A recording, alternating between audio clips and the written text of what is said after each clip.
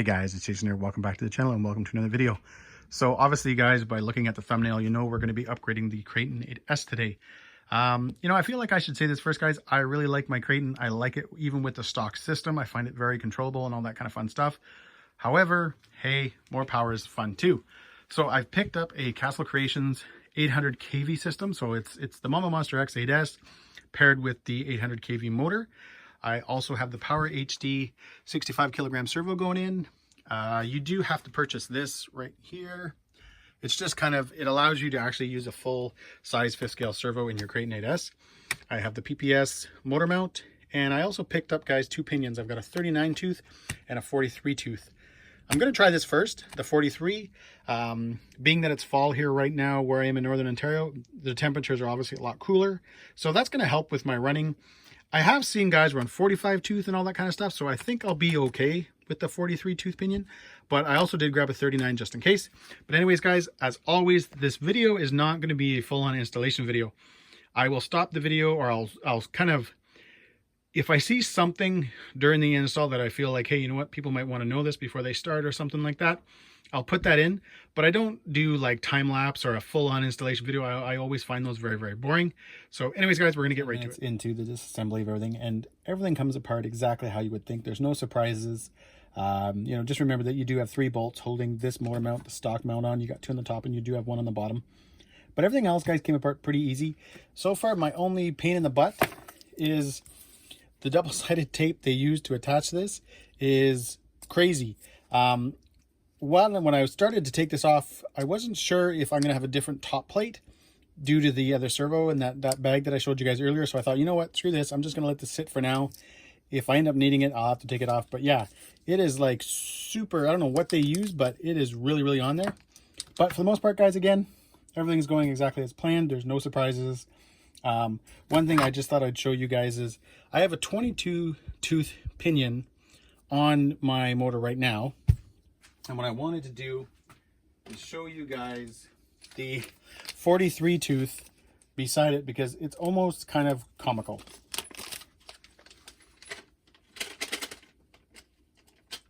If I can get it out of the bag. 22 tooth, 43 tooth. Almost looks like a spur. So that is awesome, guys. And again, with the 800 kV motor, we're going to need it. So anyways, I'm going to keep going. Got the servo box and all that stuff out, the receiver box out. So the truck now is motorless, ESC-less, receiverless, and servoless. And it still has some weight to it.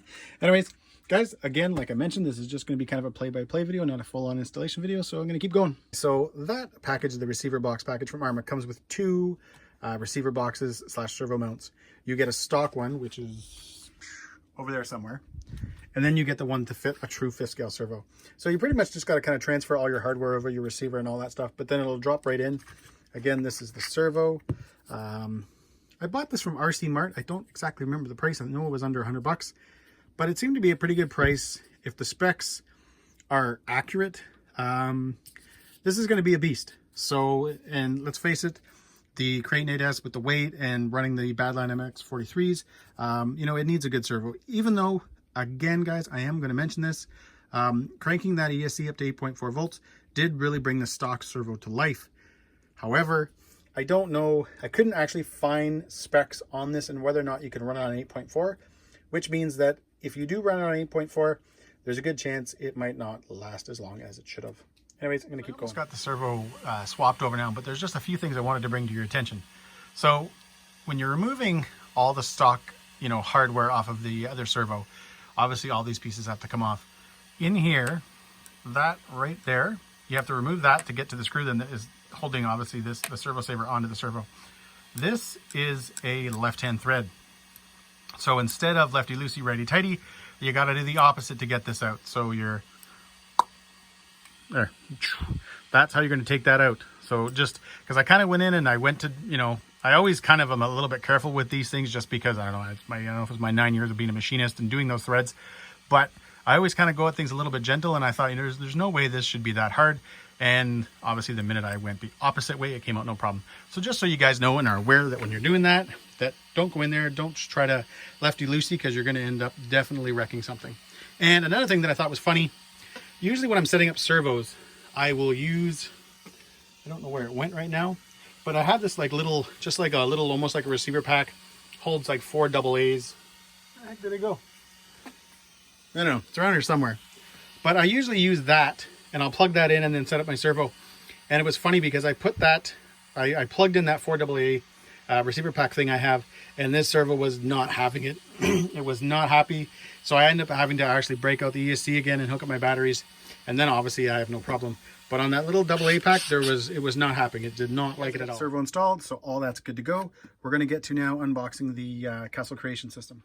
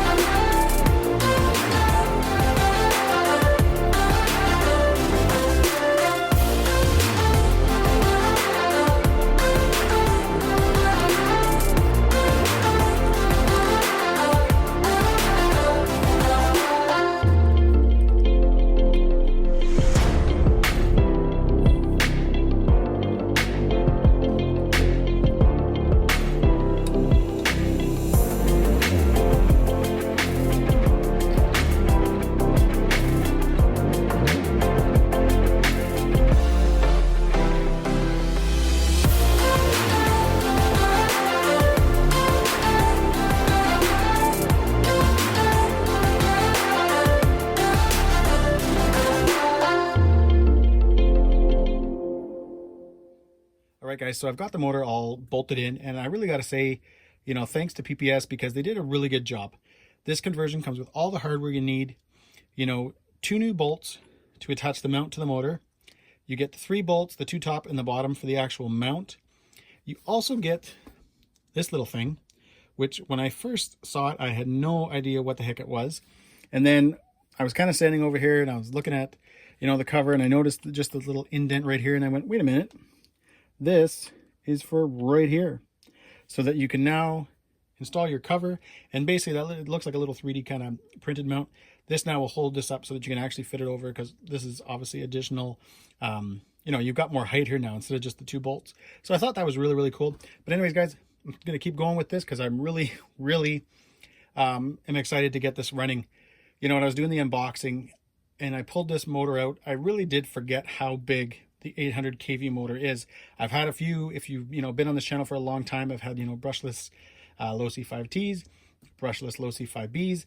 And so I've seen these motors before, but when you actually, you know, when you're used to seeing now the, you know, the 1275, 1250, 1200, 1650s, you see all those, this is just a mammoth motor. As well, guys, I should mention this, even though the ESC is 8S, this motor itself, guys, will go up to, I believe, 12S. So that's why you'll see a lot of these Castle motors in, you know, monstrous systems, and you're thinking, hey, wait a minute, that's only supposed to be 8S. No. This motor, guys, takes 12S. All right, guys, in typical fashion, I just jumped ahead. I got excited when I started seeing this thing come together, and I really just wanted to get it together so I could get it out. So what you're going to watch now, guys, is just some general footage. I'm going to rip it around with the 43-tooth pinion, the 800 kV motor, and just get a feel for it. And then I'll probably break out the jump later in the video and, you know, just do a few jumps, see how that is, see if there's any more, you know, I should have obviously a lot more punch, so I should be getting a little bit more air and all that kind of fun stuff. But anyways, guys, enjoy.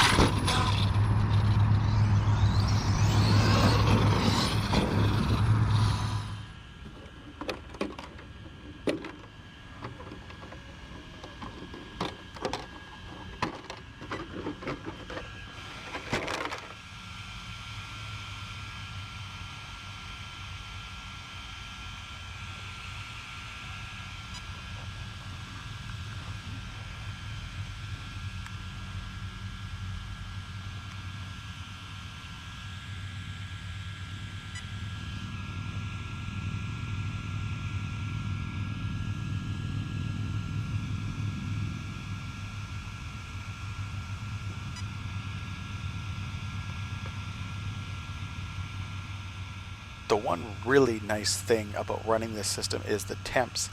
Obviously having an 800 kV motor is a really big motor for a vehicle of this size, and I think, guys, you know, during the runtime, and I mean there's a lot of footage, guys, I didn't use, so understand that at this point now the truck's probably ran for a good 15 minutes.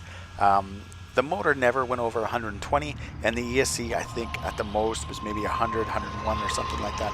So that's definitely a huge plus. Right here, guys, I just thought I'd show you guys the servo in action. Again, it's the Power HD 65 kilogram servo, and it's doing really well. I've got it running at 8 volts. And as well, guys, is just kind of show you, you know, what it's like to drive this truck at a slow speed. Again, with the 43 tooth pinion, so this is a fairly tall pinion. Anyways, guys, I'm going to keep going.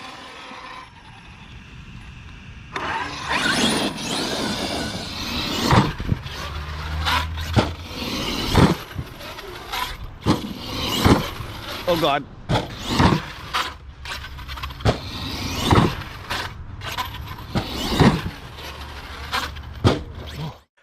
Alright, guys, so I got the truck home, and I thought I would give you guys my first impressions on the system.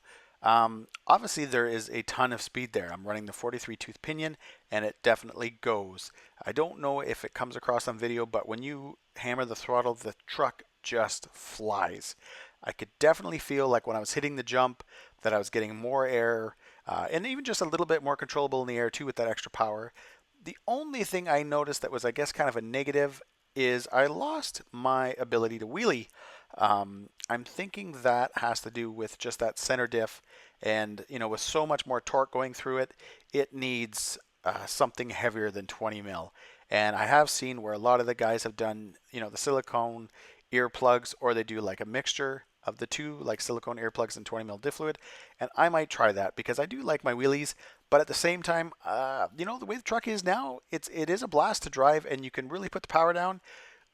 We are going to be building a bigger jump, just something wider, not necessarily taller, but wider, because I have a hard time hitting the ramp as it is. It just isn't wide enough, and that's why you kind of see, you know, I slowly kind of gain speed, and then I kind of, you know, launch it right at the end type thing, hammer the throttle right at the end, because I'm having a hard time lining it up with the jump. So we're going to definitely, guys, be building a wider jumps, and you know what, I will hit that thing at twice the speed because this truck can definitely take it. My X-maxx can take it. So anyways, guys, I hope you enjoyed this video. If you're considering the 800 kV system, it is definitely worth it. Castle did just release the, well, they haven't released it yet, but they've showed that they now have an XL X2. And you also now have the choice of 1100 kV motor, which is really, really cool too. I think that would be definitely a sweet spot for this truck. But anyways, guys, as always, thanks for watching. If you like this video, give me a thumbs up and please subscribe. Take care.